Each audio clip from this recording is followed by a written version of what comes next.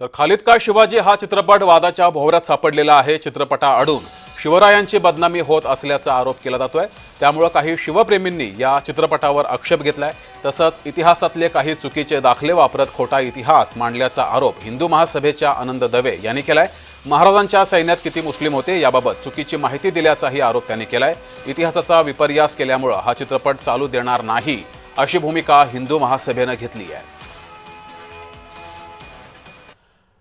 तर या चित्रपटावर आरोपाची नेमकी कारण काय आहेत आणि हा आक्षेप का घेतला जातोय ते पाहूयात। खालिद का शिवाजी चित्रपटावर हिंदुत्ववाद्यांनी आक्षेप घेतलाय।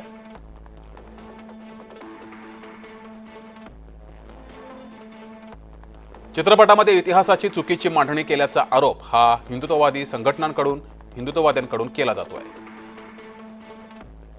खोटे नरेटिव्ह चित्रपटातून तयार केले जात असल्याचा आरोप सुद्धा केला गेलाय। काय आक्षेप आहेत ते पाहूयात। महाराजांच्या सैन्यात 35% मुस्लिम होते हा आक्षेप हिंदुत्ववाद्यांनी घेतलाय। दुसरा आक्षेप आहे शिवरायांचे 11 अंगरक्षक हे मुस्लिम होते हा सुद्धा आक्षेप घेतला गेलाय। छत्रपती शिवाजी महाराज सेक्युलर होते हा तिसरा आक्षेप हिंदुत्ववाद्यांकडून घेतला गेलाय। शिवरायांनी रायगडावर मस्जिद बांधली होती हा सुद्धा आक्षेप घेण्यात आलाय। हे सर्व चित्रपटात दाखवलेलं आहे त्यामुळे हा आक्षेप घेतला जातोय। पाचवा आक्षेप आहे नावात छत्रपती शिवरायांचा एकेरी उल्लेख केला गेलाय हा सुद्धा आक्षेप घेतला गेलाय। हिंदुत्ववादी संघटनांनी सेन्सॉर बोर्डाला तसं पत्र सुद्धा लिहिलंय।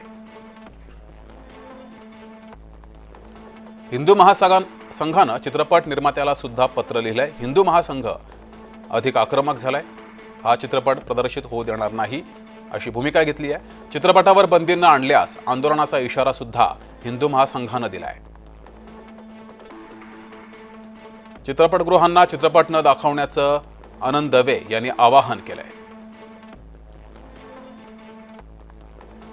शिवाजी महाराज हे मराठ्यांचे, त्यांचा वारसा संपवण्याचा हा प्रयत्न होतोय असं सुद्धा हिंदू महासंघाचे आनंद दवे यांनी म्हटलेलं आहे।